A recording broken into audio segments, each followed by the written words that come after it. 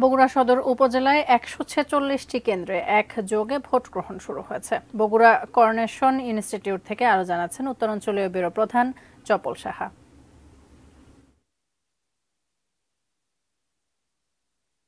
ভোটে আমরা এখন এই মুহূর্তে আছি বগুড়া করোনেশন ইনস্টিটিউশনে।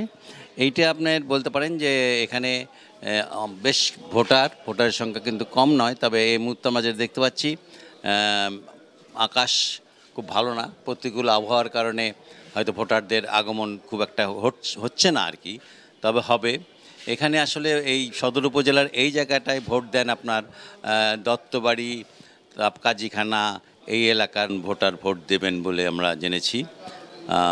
তো আমরা একটু কথা বলবো এখানকার প্রিজাইডিং অফিসার মোখলেসুর রহমানের সাথে। তিনি একটু আমাদেরকে জানাবেন যে আসলে এখানে কারা ভোট দিচ্ছেন এবং কি পরিমাণ ভোটার এখানে ভোট দেবেন। আমাদের এখানে ৩,৯৪১ জন মহিলা ভোটার রয়েছে।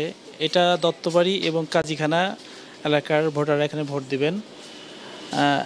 সকাল পর্যন্ত মোটামুটি লোকজন আসছে, ভোট দিচ্ছে। ভোটার পরিবেশ অনেক সুষ্ঠু আছে, সুন্দর পরিবেশ আছে। তো বেলা যত বাড়বে তত ভোটারের আগমন বাড়বে, কারণ এখন বেশ বলতে পারেন যে আকাশের অবস্থা খুব ভালো না, মেঘলা আকাশ। ভোটার তবু দু একজন করে আসছে এবং আমরা দেখতে পাচ্ছি সব মহিলা ভোটার।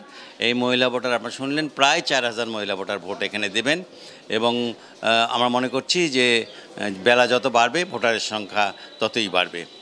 এই ছিল আমার কাছ থেকে বগুড়া করোনেশন ইনস্টিটিউশন থেকে সর্বশেষ সংবাদ।